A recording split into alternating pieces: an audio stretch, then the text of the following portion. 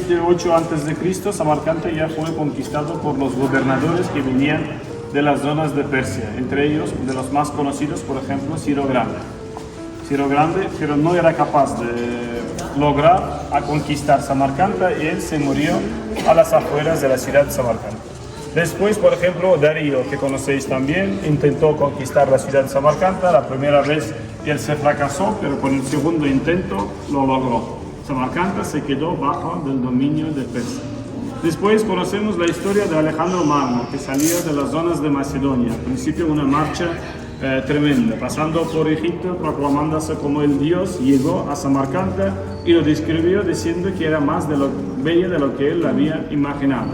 Es un gran error político casarse con una chica local, elegir a Roxana como la primera mujer cuando sus generales tenían hermanas y hijas. De aquel momento empezó a tener magollo, conflictos con sus generales que ya no le querían seguir y ni apoyar. Como la cosa se complicó tanto, Alejandro Magno tomó la decisión de descansar en ciudad de Samarcanda, obligó a más de miles de soldados casarse, relacionarse con gente local. Mientras tanto, con Roxana le tocó a tener los dos hijos, el primero ya nacido muerto, y el otro Alejandro no llegaba a nacer porque él en aquel momento estaba muerto. Porque Alejandro eligió un mal camino bajando hacia el sur en una batalla contra los elefantes por una herida que él llevó, al final se murió en las zonas de Babilonia. Así, cuando Alejandro Magno se murió, todo el imperio fue dividido entre sus tres jefes militares. El Siberio quedó con todas las zonas de Asia Central.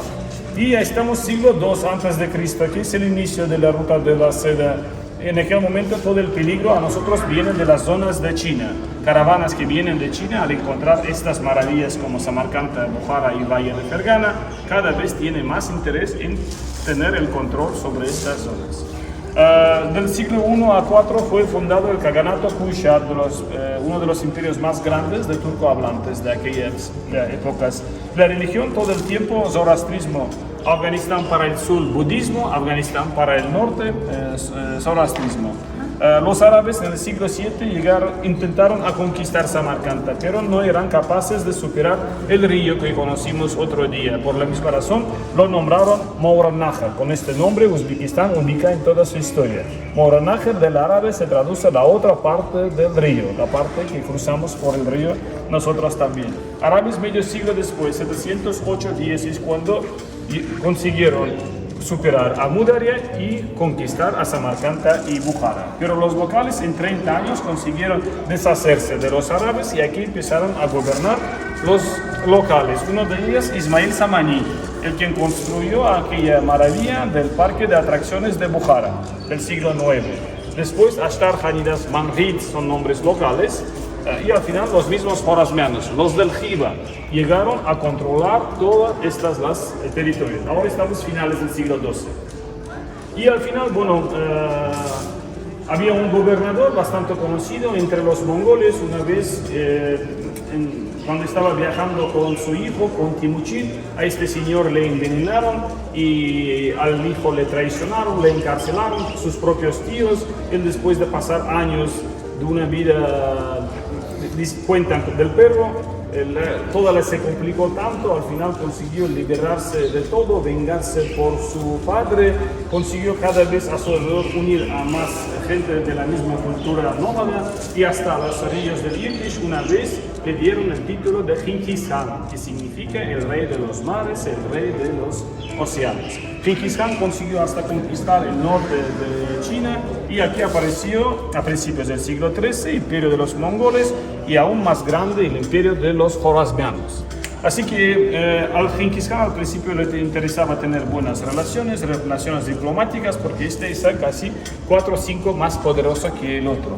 Y en aquel momento Genghis Khan cada vez mandando embajadores, cada vez mandando caravanas, pero cada vez le cortaban las cabezas, colocaban bien en los sacos y de vuelta del regalo a Genghis Khan. Claro, este regalo no le gustó cuando él tomó la decisión de hacer su marcha hacia el sur.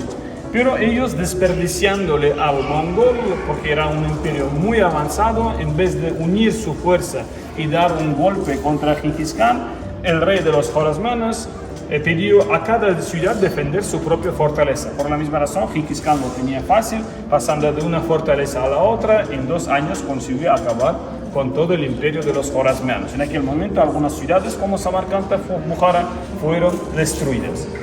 Un siglo después aparece un tal persona con el nombre del Timur, uno de los personajes grandes, importantes. Era un buen cazador, aparte un hombre generoso a la hora de compartir los trofeos. Por la misma razón, a su alrededor cada vez consiguió unir a más gente. Y en uno de los enfrentamientos contra los mongoles entre Ozgant y Jojant, con una flecha le lastimaron la rodilla derecha. De aquel momento Tamerlán se quedó cojo. De ahí viene Timur Cojo, que es Tamerlán, pero para nosotros ya sabéis que es Amir Timur. 1370 Samarcanda se defendió solo de los mongoles. Por la misma razón fue celebrada una reunión entre los jefecitas de la zona, y así una vez Tamerlán fue elegido como el gobernador de la ciudad de Samarcanda. La amenaza le venía por todos lados. Por la misma razón él consiguió hacerse con las ciudades más próximas y poco a poco ya más lejanas. Aparte hay marchas de Tamerlán de 3, de 5 y de 7 años. Tamerlán consiguió conquistar las zonas de Persia, Tamerlán consiguió conquistar las zonas de Rusia, Tamerlán consiguió conquistar, como veis, India, y lo que faltaba para Tamerlán solo conquistar las zonas de China. Estamos ahora a principios del siglo XV.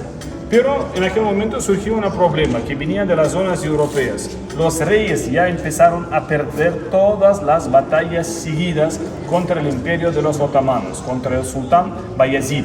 El interés europeo era enfrentar al Tamerlán, al Bayezid. Habían hombres infiltrados y Europa pedía el favor de salvarles en algún sentido del turco. Al principio Tamerlán no le interesó tanto, pero el mismo turco le faltó mucho respeto.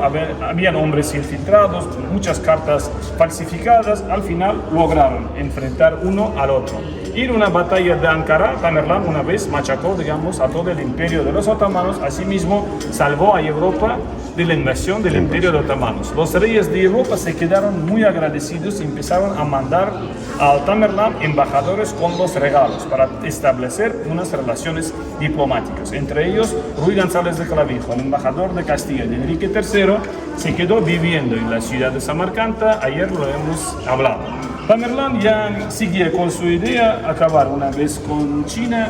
900.000 soldados acompañándole a Tamerlán para acabar una vez con China. Tenían bien estudiado todo, lo tenían muy fácil, pero China ahí tenía sus también hombres infiltrados. Estaban eliminando poco a poco a Tamerlán. Al principio Tamerlán cogió un resfriado, pero al final se murió envenenándose en algún sentido, poco a poco.